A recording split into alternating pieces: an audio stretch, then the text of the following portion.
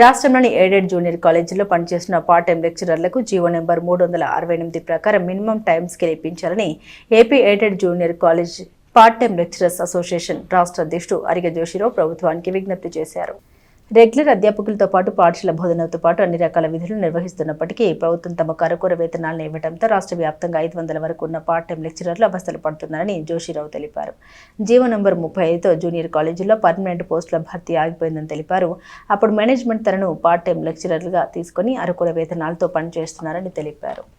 నా పేరు శ్రీ ఆరిగ జోషిరావుని, AP aided junior colleges part time lecturers association state president అండి. మరి నేను చెప్పేది ఏంటంటే మేము గత 25 సంవత్సరాల నుండి ఎయిడెడ్ జూనియర్ కాలేజీలో క్లియర్ అగెన్స్ట్ ఎయిడెడ్ పోస్ట్లో మేము వర్క్ చేయడం అనేది జరుగుతుంది. అప్పుడు శ్రీ వైఎస్ రాజశేఖర రెడ్డి గారు 2005 సంవత్సరంలో జీవో నెంబర్ 35 అనేది ప్రవేశపెట్టడం జరిగింది. అప్పుడు ఆ జీవో వచ్చిన తర్వాత ఈ ఎయిడెడ్ కాలేజీలో పర్మనెంట్ పోస్టులు అనేది పిలుపు అనేది ఆగిపోయిందండి.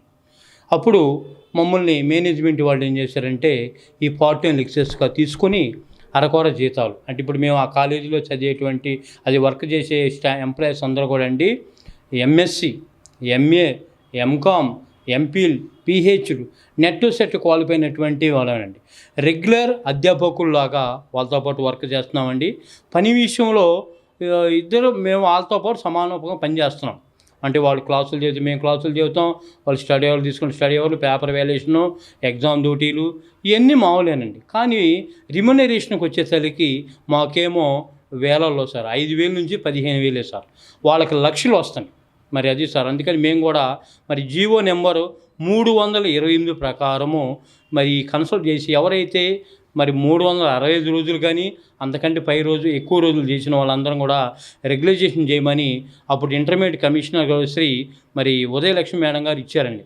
కానీ గవర్నమెంట్ ఎక్కడ కూడా పట్టించుకోవాలి. మేము 2018లో కూడా చంద్రబాబు గారిని అడిగాం, ఇది మాకు న్యాయం చేయండి, కనీసం రెగ్యులైజేషన్ చేయకపోయినా మినిమం టైం స్కేల్ కనీసం, ఎందుకంటే గవర్నమెంట్ కాలేజీలు పనిచేసే కాంట్రాక్ట్ అధ్యాపకులకి మినిమం టైం స్కేల్ ఎంటీఎస్ ఇచ్చారండి.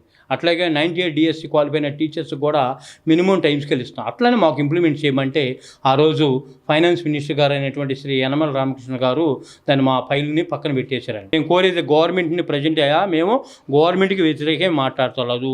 హైకోర్టు తీర్పు ఇచ్చింది, ఆ తీర్పుని ఇంప్లిమెంట్ చేసి మా 500 కుటుంబాల్లో వెలుగు నింపుతారని చెప్పి, లేదు మాకు తాత్కాలికంగా ఇప్పుడు హై స్కూల్ ప్లస్లో కాంట్రాక్ట్ బేసిక్ కానీ లేదంటే పార్ట్ టైం లెక్చరర్ తీసుకుని మినిమం టైం స్కేలు ఇవ్వవలసిందిగా మేము గవర్నమెంట్ని విజ్ఞప్తి చేస్తున్నాం సార్. Thank you.